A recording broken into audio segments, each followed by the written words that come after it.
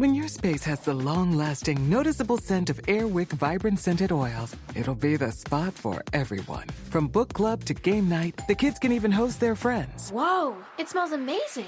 Airwick Vibrant Scented Oils are infused with 2 times more natural essential oils versus regular Airwick Scented Oils for our most authentic, nature-inspired fragrance experience. Transform your space with scents like white sage and mahogany or lavender and water lily. Now that's a breath of fresh Airwick. Meet the next generation of podcast stars with SiriusXM's Listen Next program, presented by State Farm. As part of their mission to help voices be heard, State Farm teamed up with SiriusXM to uplift diverse and emerging creators. Tune in to Stars and Stars with Issa, as host Issa Nakazawa dives into birth charts of her celeb guests. This is just the start of a new wave of podcasting. Visit statefarm.com to find out how we can help prepare for your future.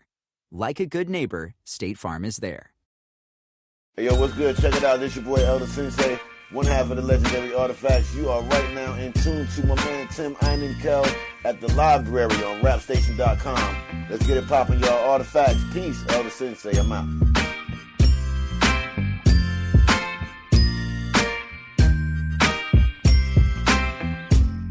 Still drunk from last night. I woke up in a lawn chair. I feel faint like an old ass flashlight. I don't remember how I got there.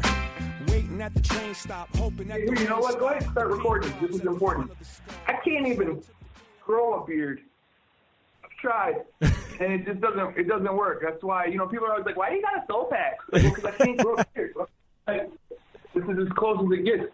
I can grow hair there, but it just is patchy. And it just looks like I'm sick.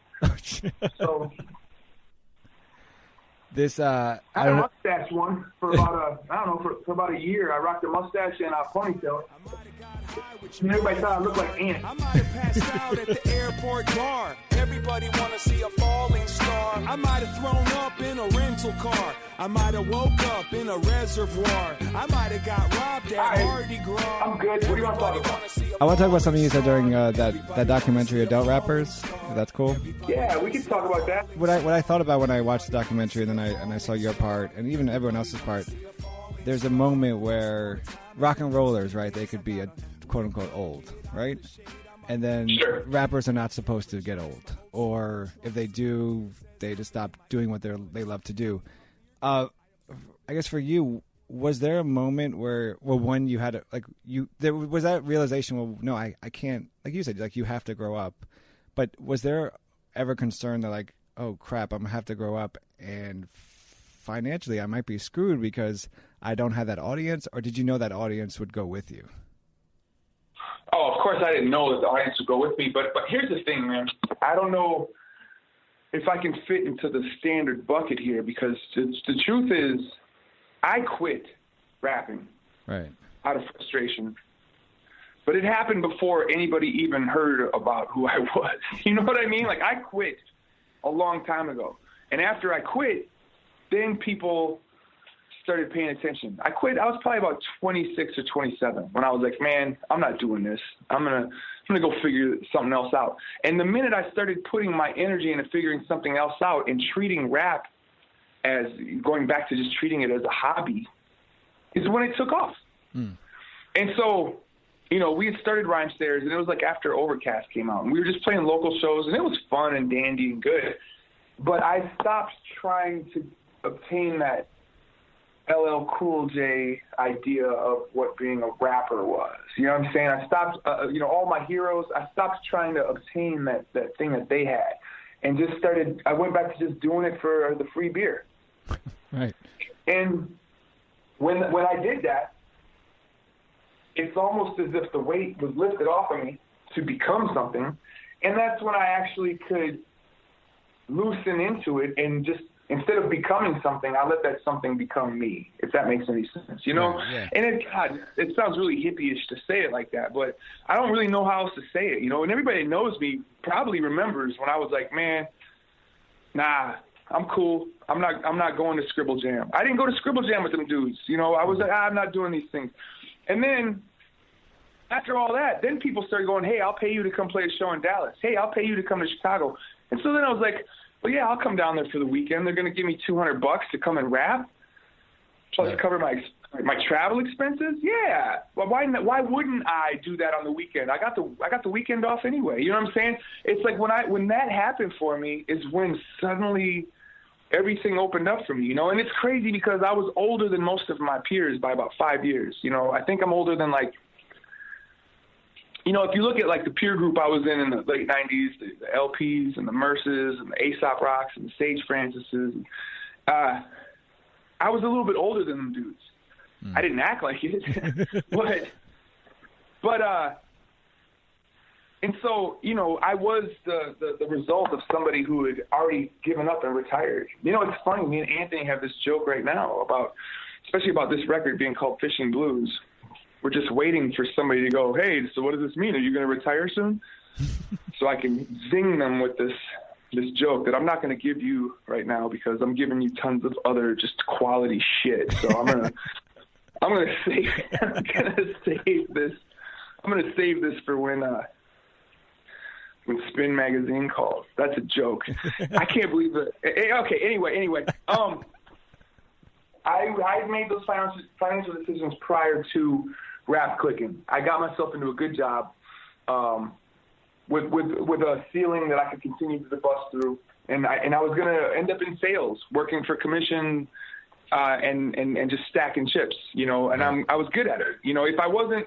I always tell people, if I wasn't rapping right now, I would either be in sales somewhere or I would just drive a truck for a living, because I love both of those things. I love talking people into stupid shit, and I also love being in a vehicle on the road with nobody looking over my shoulder, no boss, just me and the radio, so I could put it on the classic rock station and do my best to Eddie Vedder and just roll. You know what I mean? Like, and so I was like, whatever. So when it did click, it was like, oh, well, you know what? I'll ride this until the wheels fall off, and then I'll go do what I'm really supposed to be doing. And the wheels haven't fell off yet.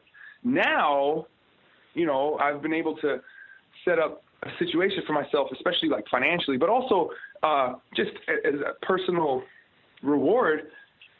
I probably will be somewhat involved in this for the rest of my life. Even if it's not me on the stage rapping, I'm going to stay involved in this music and this culture, for better or for worse, forever. You know, even if it's not necessarily my paycheck, it's just that I'm in the book now. I'm in the book. So now here I am. So even if I do go to driving a truck, I'll probably still will remain some sort of advocate and participant in this, whether it be as a managerial or artist development, or, man, maybe I could drive the tour bus. You know, I could squish the two worlds together. Who knows? You know what I'm saying? It's just, I love it that much, you know, but I was able to love it because it was gifted to me. It was given to me after I had already given up on it. So now I was able to meet it in a manner that just allowed me to really kind of focus on me and what I wanted, which ultimately allowed me to give a lot of focus on what I saw as being potentially productive for myself as well as the people around me, and how I could, you know, reach this place where I'm at now, where I kind of feel like I want to give back, or I want to, you know, it's just, I've been able to have a very, very open, honest relationship with my career, with my music, with my friends, and with my audience, you know. And man, you know, it goes without saying, like, I'm super grateful and fortunate, because I watch a lot of my contemporaries and they don't get to have necessarily that same relationship with this. You know, I watch a lot of people go through a lot of frustration. I watch a lot of people really struggle through this. And it's like, it's not that I don't struggle as well, but my struggle is from I get to see it from a perspective of somebody who really, really feels lucky to be here. We're speaking with Slug from Atmosphere's new albums. The new album is Fishing Blues, and I want to talk about the album. But since we're talking, you know, you talked about Rhymesayers.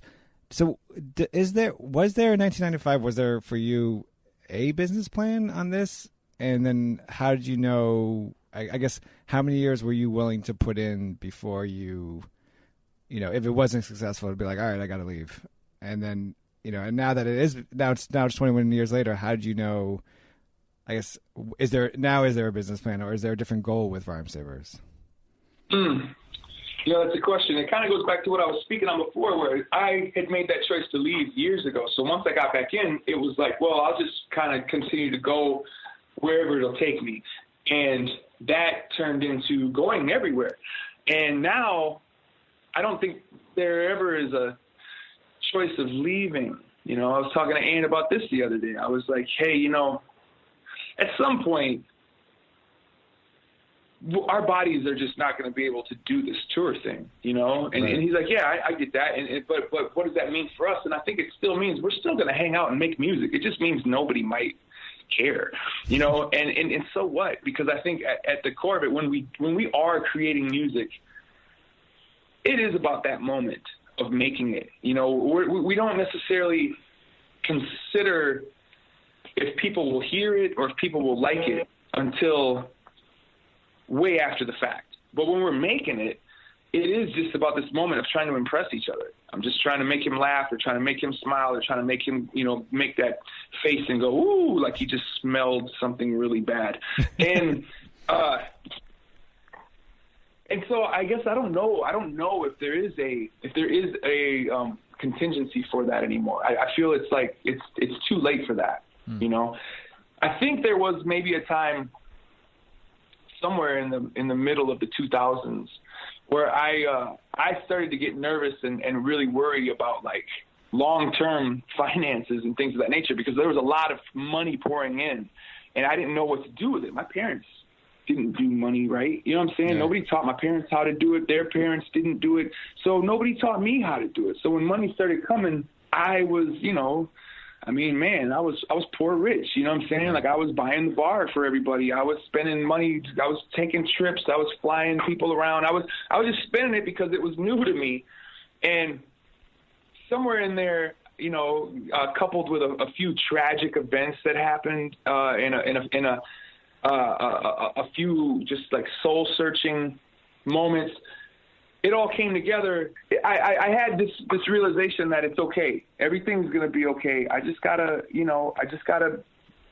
stay productive, stay positive, and just also tighten up what it is that I'm doing. You know what I mean? And I think that's the kind of clarity that would come to most anybody in my situation. It also helped that I was trying to clear my mind of booze and drugs and everything all at the same time. You know what I mean? Like it's like things in life, the arrows of life were pointing me in certain directions. And so once I started following those arrows and going towards that, the results themselves started stepping towards me as well. I think there's an old bumper sticker that says something like that. If you take a one step towards it, it takes two steps towards you, or something like it. It was kind of similar to that, you know, right. Not necessarily in a religious way or in a recovery way, but just the universe itself, man. When I started paying more attention to the energies that I was putting into the universe, it's almost as though the universe started going, okay, I'm going to put these energies back to you, you know, and it helped me straighten out a lot of my stuff. And at which point, once I crossed that line, it was like, well, there is no going back.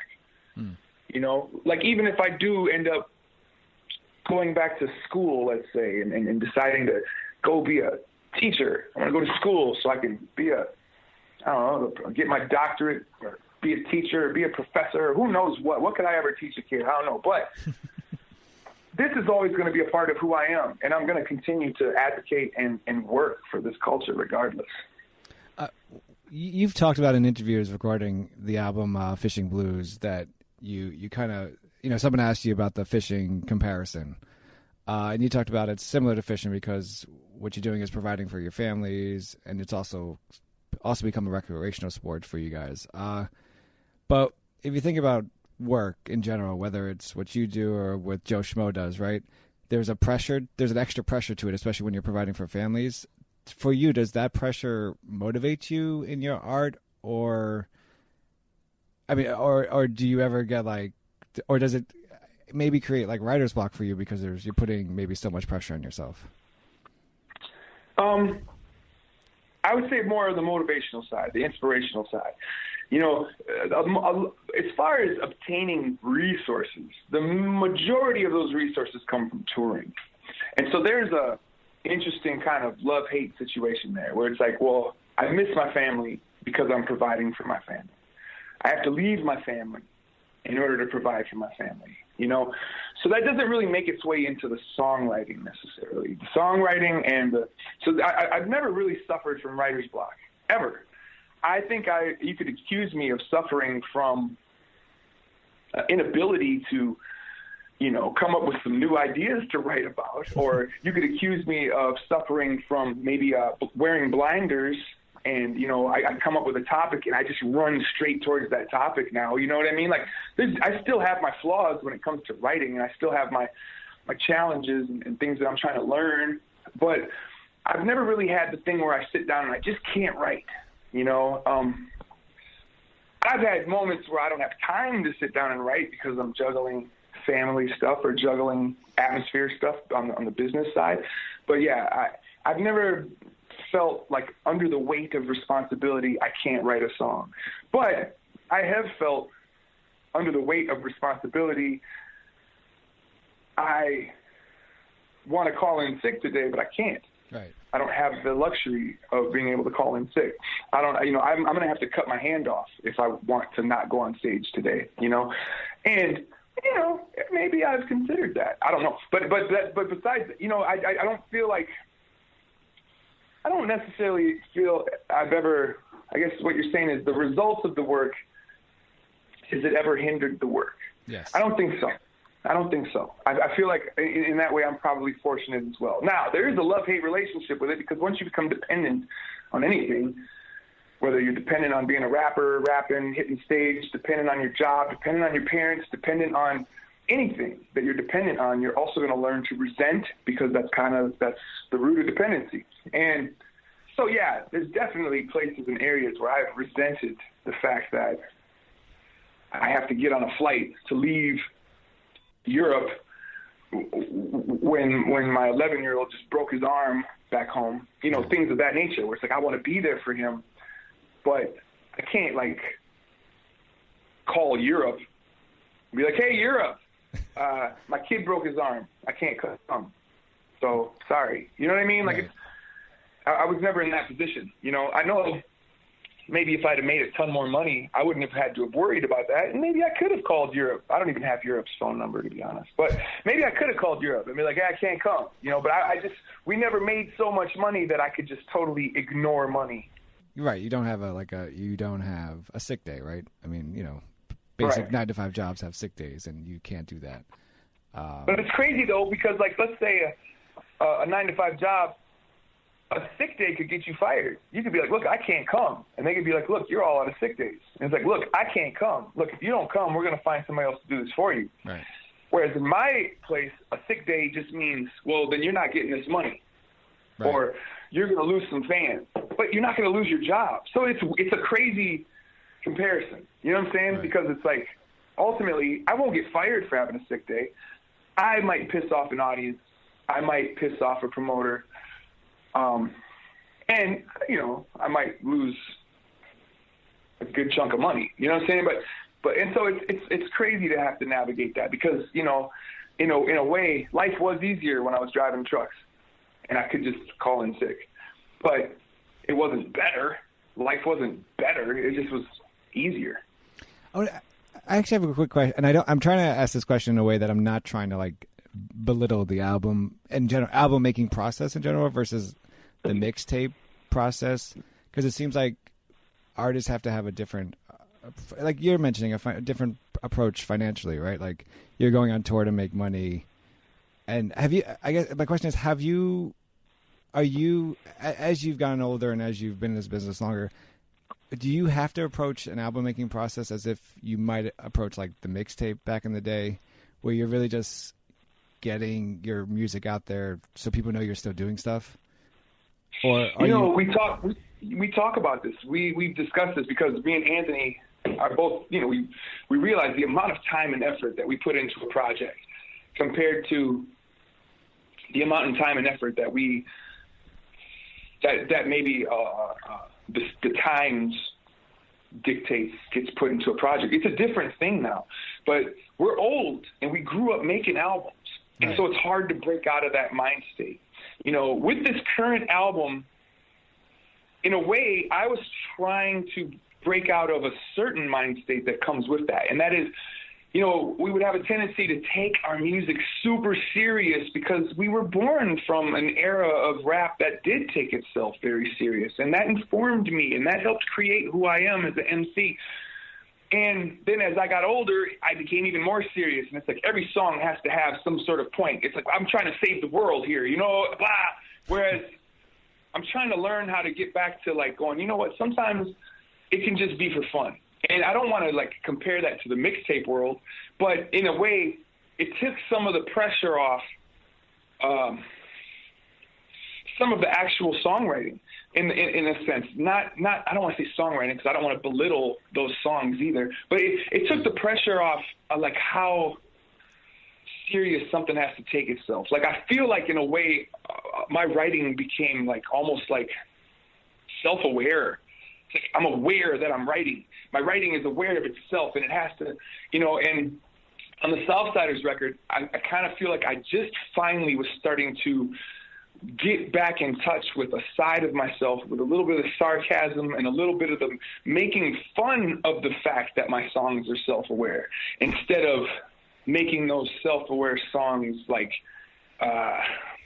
giving them too much power, figuring out how to take the power away from that so that my relationship with them can be a little bit more natural. Because I feel like it reached a point where, especially like on the family side, I was so full of the feels. I was so in this world of being a new father again and entering marriage and all of these things that made me feel like every song has to be just the most serious thing in the world. And I think I might have burnt out a part of myself that was just like, it was like almost like, oh my God, I gotta go find a way to contribute to society in a meaningful way.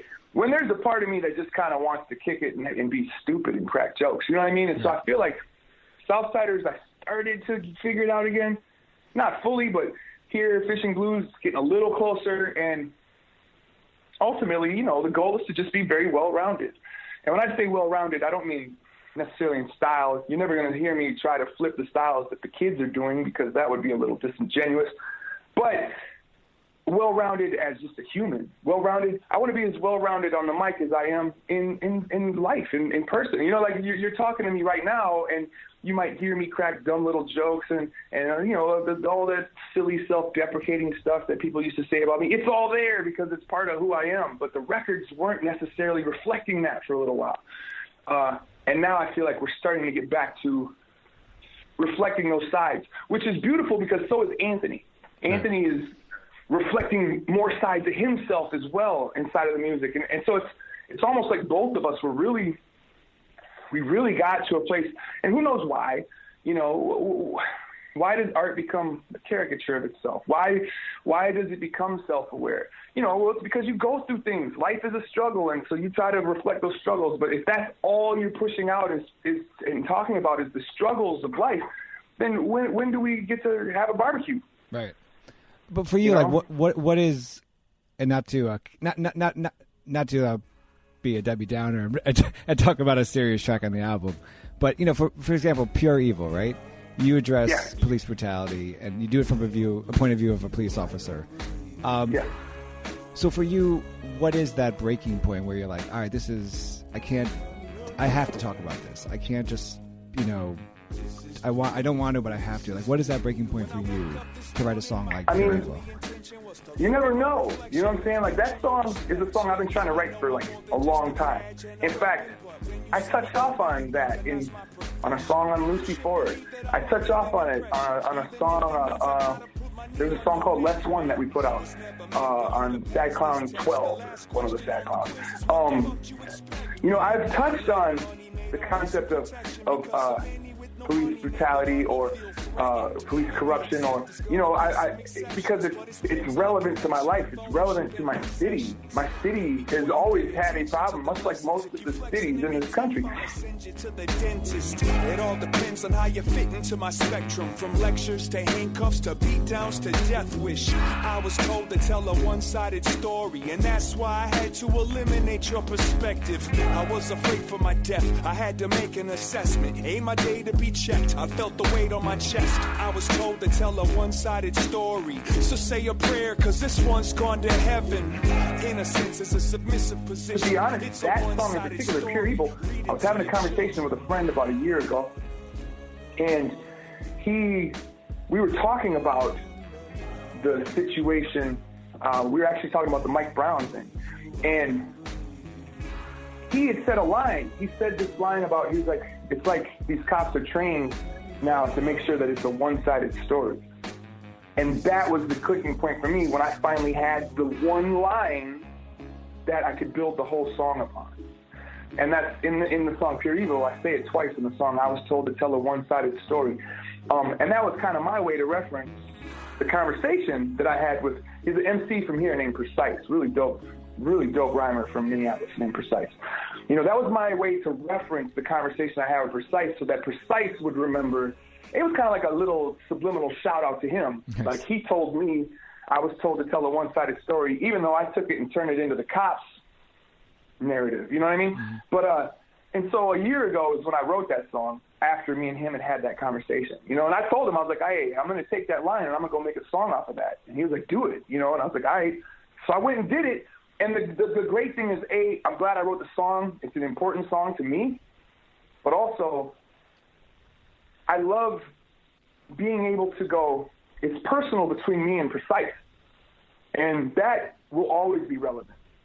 You know what I'm saying? Whether or not the public likes this song or appreciates it or whether it has legs, the fact that I documented a conversation that I had with Precise in a subliminal way, that's part of the personality of the song for me even. You know what I'm saying? And so it's like, that was the breaking point for that song. And it could be as simple as that. It could be as simple as I had a conversation with somebody or I saw a bird land on top of a Jeep. Who knows? You know what I mean? It's like you have these songs in you, but you just don't always have all the tools to fully deliver it. But then there's that one moment that comes and you're like, okay, I got the ending to, you know, it's kind of like M. Night Shyamalan movies. You know what I'm saying? Yeah. Where it's kind of like, you know, his movies are all great ideas, but you could tell by the end of it that it was like all built off of like this, you know, he was stoned one night and had this thing. It was like, oh, now I can make that one. You know, it's kind of the same idea. What a twist. And when something like that happens, is that like a moment where you have to end the conversation and run home and start writing, or are you? Not nowadays with smartphones. You just open up the Notes app and just throw a line in there. You know what I mean? I do it all the time. I'll be sitting with my mom eating breakfast or something, and I'll be like, hey, hold up, and I'll be in my notes writing something down. You know, it's like as long as I could get the main line down, I'll remember why I wrote it. 2 tracks, No Biggie and Everything. Beat flow wise. For everything, it seems like it's like a laid-back version of No Biggie. I guess regarding the concepts of these tracks, how do these 2 tracks work together? And pretty much, why not make it just one long track? No Biggie came first. And at first, it wasn't necessarily a setup for everything. And so it was just a little one-verse song on its own. You know what I'm saying? And I was excited about that. And then I wrote everything pretty much immediately after. You know, all these songs came from sessions I wrote at Ant's house. At least the demos did. And then they get flushed out and edited whenever, wherever. But so when I wrote No Biggie, the concept of that song was all about getting to the punchline. Life, there's no life after death. I'm not ready to die. Where basically I namesake 2 Biggie albums, the only 2 Biggie albums. Right. But really what the song is that I am no Biggie. You know what I'm saying? People, it's like, people put Biggie in the top 5. I'll never be in the top 5. I'll never be Biggie. It's okay. I'm okay with that. Especially when you consider, you know what? I can never be Biggie because I lived. Right. If Biggie were alive right now, he wouldn't be Biggie. You know, and it basically was about how when an artist is cut short, they don't give us the opportunity to poke holes in them. He didn't give us a chance to watch him fall off. Right. He never gave us that 5th album where we could be like, well, Biggie lost it. And then the 6th album where we could be like, oh, he got it back.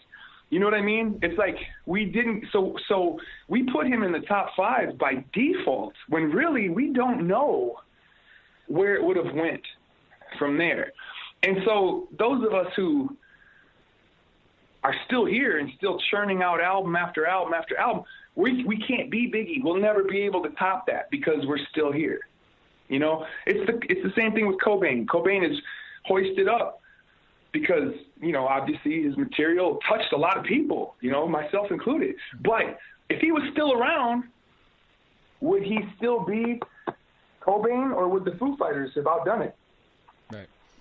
You know, and so then when everything came, it was like, well, this is a response to Biggie. It's like, I am no Biggie, but I'm all of this. This is all what I am. This is kind of a what I am kind of situation. And then, you know, Anthony and Plain Old Bill, the guy who does the majority of the scratch work on the record, they were like, how do we tie these two together? Because they got to go together. And I'm like, well, they go together conceptually, but if you guys can figure out a way to tie them together musically, go for it. I don't see it, because Biggie, the No Biggie joint's really big and synth. It kind of reminds me of the Takeover, the Jay-Z joint, whereas the Everything thing reminds me of a Diamond D joint. You know what I'm saying? Because it's got like a, what is it, a xylophone or something? You know what I mean? So it's like a vibraphone, I think. And so, but they figured out how to tie it together using the cuts, and I was like, you did it. All right, fine. She only here so she can hear you cry. I'm trying to cherish life. You're trying to steer all night. I want to put my DNA in your American pie. There's no life after death. I'm not ready to die. So is that, that's an example that you're not hearing the beat prior to writing? Oh, no, I heard the beats prior to writing them. When I wrote them, when I wrote No Biggie, I didn't know there was going to be a part, I didn't know everything was going to exist.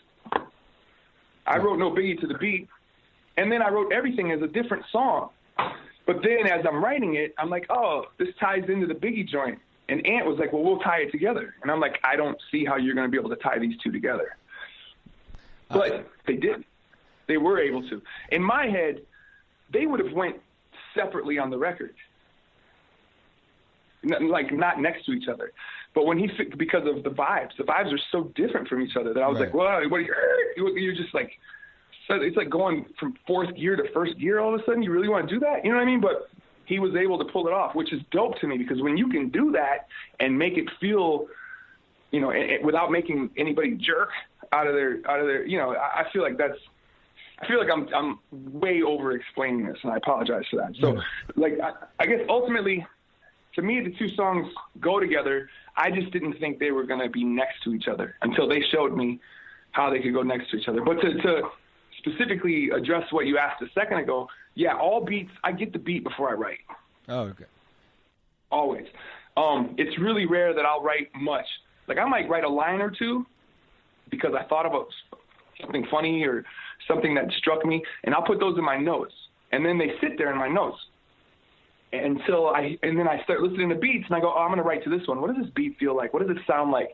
And then I go, oh, it sounds like that. And then I'll go, oh, you know what? I think I have something in my notes that's, you know, could go with that. And then I'll go dig out the note and be like, oh, there's a line for this. Okay, cool. And then I'll flesh out a song. But yeah, probably since 2005, or actually pre-2005, but the Mohawk record, you can't imagine how much fun we're having. With that record, that's when I started only writing to the beat. No more free writing. You know, back in the day, I used to just write to Brand Nubian instrumentals. You know what I mean? Now, you know, ever since that Mohawk record, I only write to the beat because I'm trying to marry my concept, my delivery, my lines to what the music says to me. You know what I mean? Like, to me, that's important now. I don't know why. It just became important to me. But it became important to me to make sure that what I'm doing doesn't, like, contradict what the music's doing. And is that something when you're talking about what the music's saying to you, is that something that you and Ant are kind of talking about in terms of, like, well, Ant's saying, well, you know, the music is saying this to me, and you're saying, well, my lyrics are saying this to me. Is that something you guys talk about? Very rarely.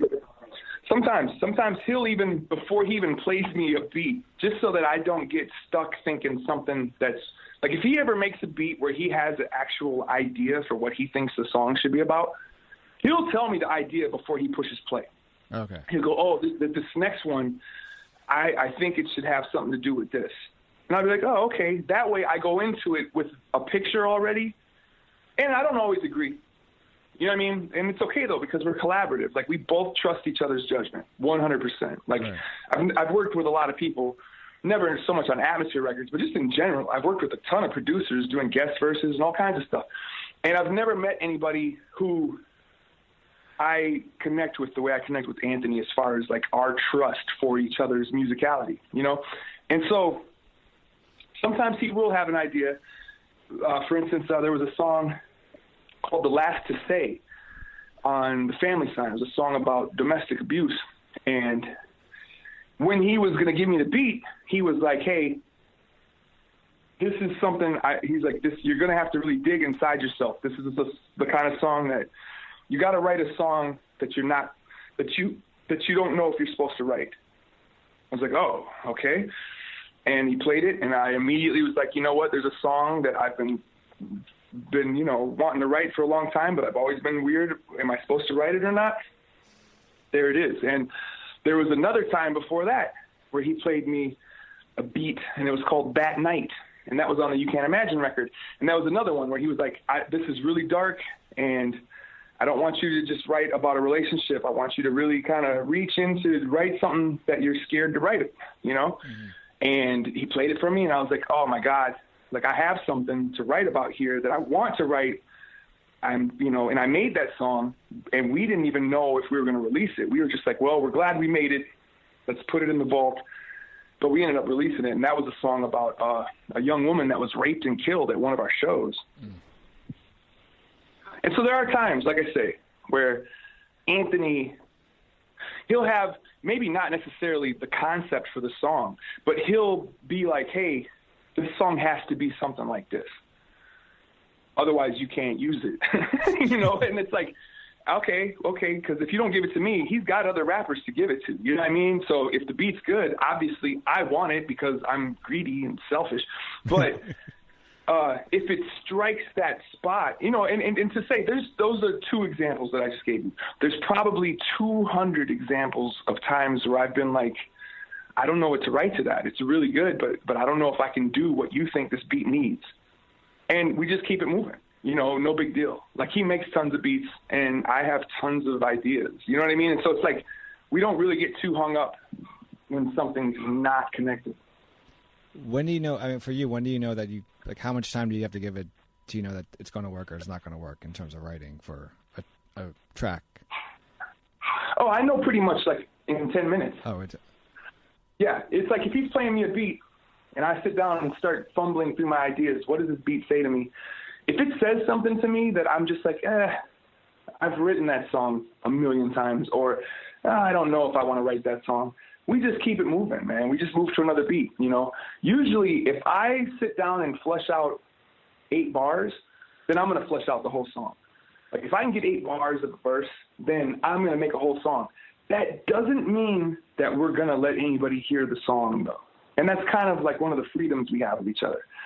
Like, we make songs and we see these songs as songs, but that doesn't mean we show these songs to people, you know? And that's kind of, I guess there's a freedom in there that we have. There's a privilege there. I'm privileged to have so many beats at my disposal that I can never use some of them. You know what I'm saying? I can keep some of these songs tucked away, you know? I don't know why we do. I think it's just a matter of, well, I don't know if this is right for what we're working on. I don't know if this is right for the project, you know?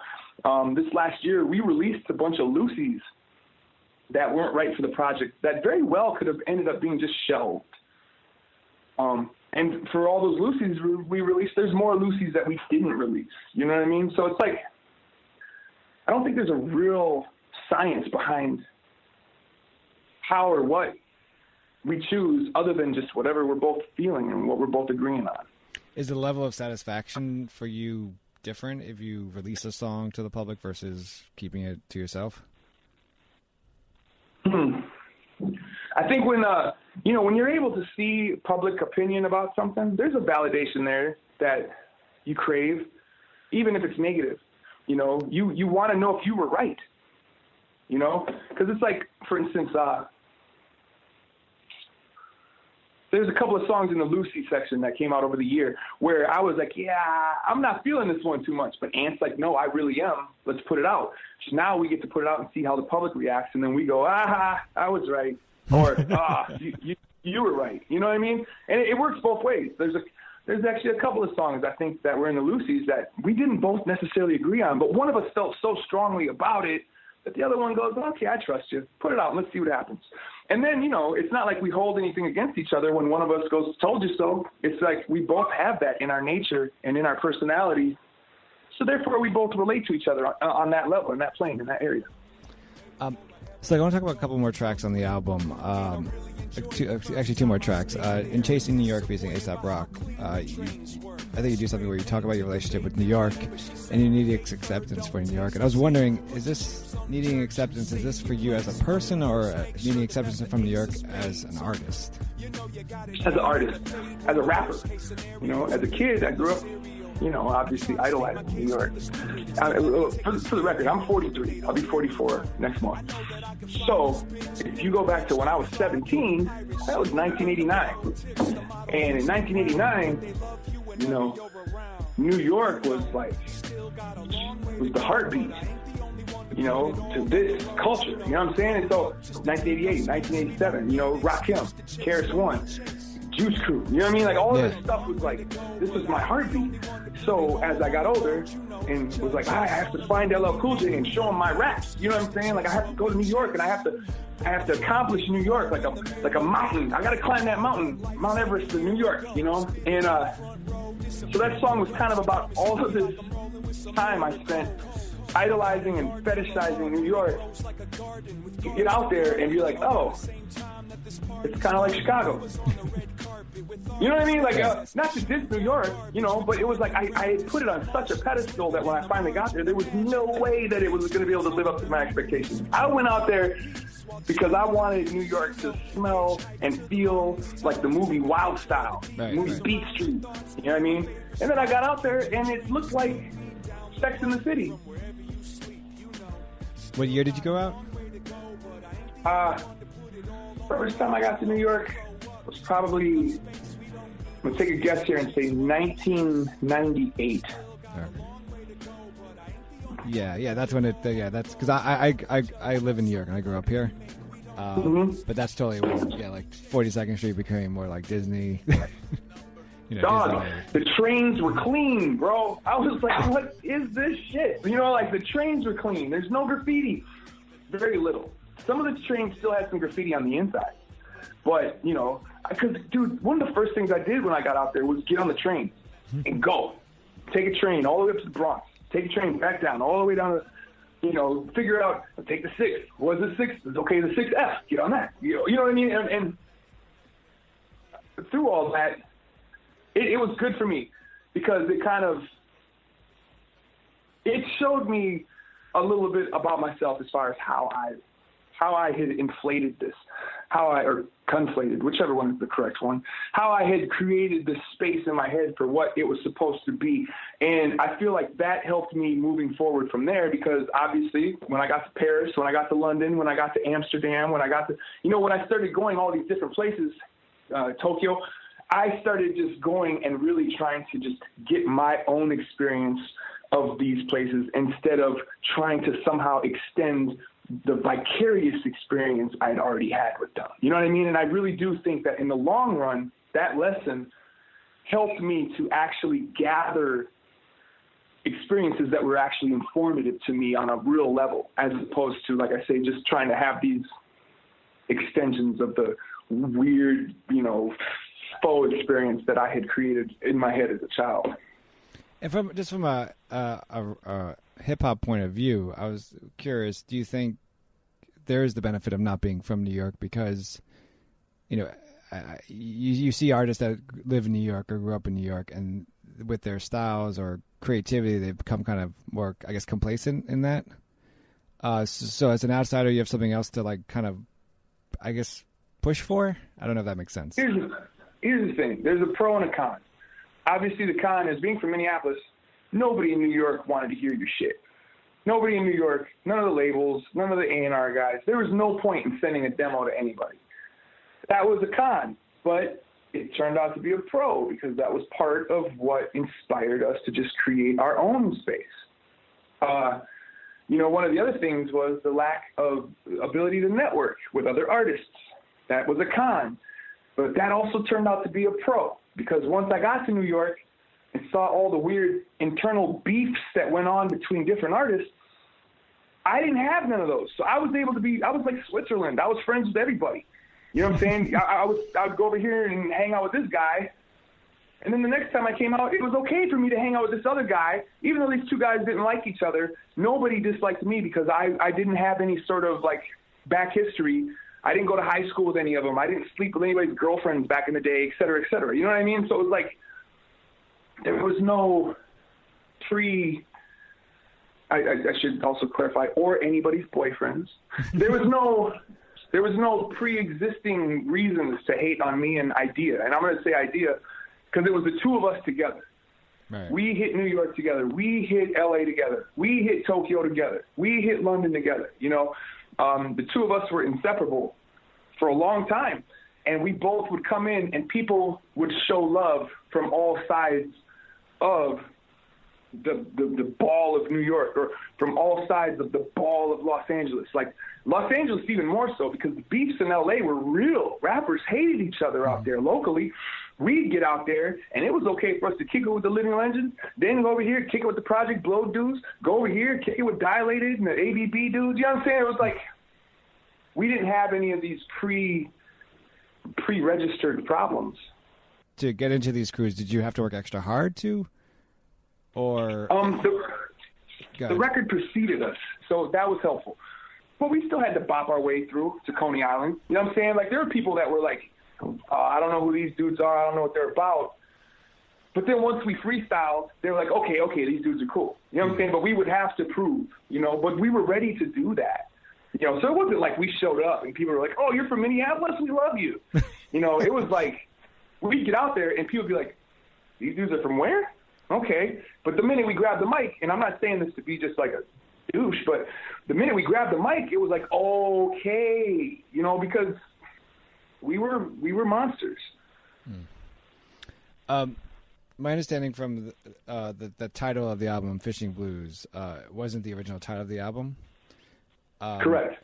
So just looking at all the tracks, there's a track on there actually called Fishing Blues, right? Yes. So was this track already created for the album, or did you, when you and Ant actually settled on a title, did you decide that you needed to make an album title track? That track was already created, and it was just called Fishing. The funny thing about that track was that because of the beat and how kind of like West Coast funky it was, I was going to throw that at Merce and be like, hey, let's make a felt song. And because I was just going to do one verse, and I was going to have him do a verse. But then I ended up writing a second verse.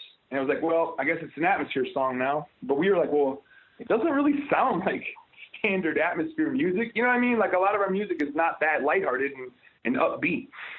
So that's when I was like, well, let's get Grouch, because his sincerity sounds good on almost anything. You know what I mean? So we asked Grouch to do the hook. I told him it's called Fishing. He did the hook. He sent it back. We liked it. And I didn't know what to do with it. Then when this project started fully coming together, because at that time we probably only had about 6 or 7 songs recorded, and we didn't yet know that we were making another project so soon. So we had that one, you know. Then the project grew to, 14, 15 songs. Then the project grew to 30. And that's when I was like, all right, we're making a record. We're making an album. Let's try to include fishing, because I think it'd be good for us to keep some upbeat stuff on there. Cool. Then last September, while shooting photos for this project, we found a canoe that somebody had put a sticker on it that said BB King's Fishing Blues. And I told the photographer, Dan Monick, I was like, hey, take a picture of that. That would look good on the inside of the record. So he did, and then we all kind of joked, we should just call the record BB King's Fishing Blues, or just call it Fishing Blues, because the BB King part might be a little convoluted or a little too artsy or some shit. And it was just funny. We laughed about it. Then we went back to the studio to start mixing, and I told the engineer, Dylan, yeah, we might change the name of the record to Fishing Blues. And he was like, oh, that sucks. And I was like, well, it's settled. That's what we're calling the record. Because the joke is with Dylan that, me and Ant always joke, if Dylan don't like it, it's probably right. I love throwing him under the bus too. So, just because he's fun, he picks himself up quick. But yeah, way better. It worked out good, and the canoes are still inside of the record. So if you look in the record, you'll still see this picture of these stacked canoes. And if you look close, one of them says B.B. King's Fishing Blues. Right. The new album is Fishing Blues, Slug from Atmosphere. Thank you so much, man. I know it took up a lot of your time today, but thank you so much for joining me in the library with Tim Einenkel on Rhymesayers.com. Hey, man, thank you. I appreciate you taking the time to reach out and talk. And good, man, good. I really, I appreciate it. It means a lot that people still want to talk to us after all these years.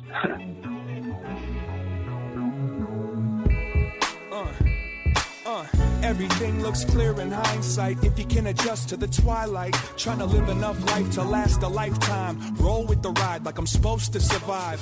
How you know that you alive if you ain't fighting for a mouthful of future? This ain't business as usual. Check the tackle, box full of beautiful, look like shrapnel. Break the cycle and the old mistakes, but the boat obeys the waves. And then the little fish spoke as it broke away. It said no limits, but no with a K. Yesterday's catch, it took tomorrow. Right now I gotta do what I gotta. Took a time out from the human drama. Put my line in the water, now who wanna holler?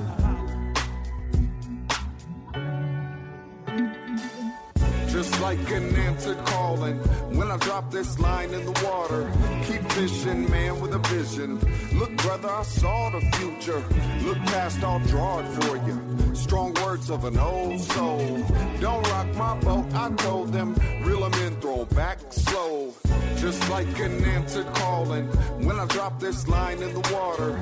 Keep fishing, man, with a vision. Look, brother, I saw the future. Look past, I'll draw it for you. Strong words of an old soul. Don't rock my boat, I told them. Reel them in, throw back slow. Back slow, back slow, back slow, back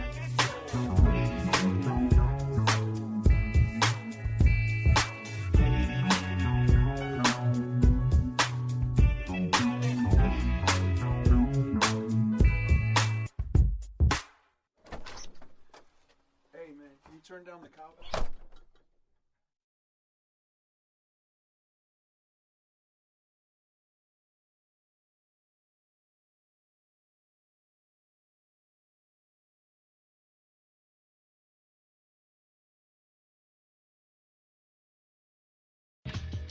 Some people like to deep clean every Saturday morning.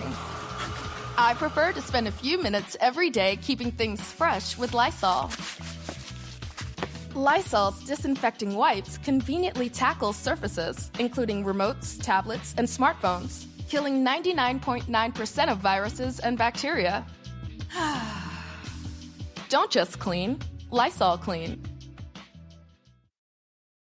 Meet the next generation of podcast stars with SiriusXM's Listen Next program, presented by State Farm. As part of their mission to help voices be heard, State Farm teamed up with SiriusXM to uplift diverse and emerging creators.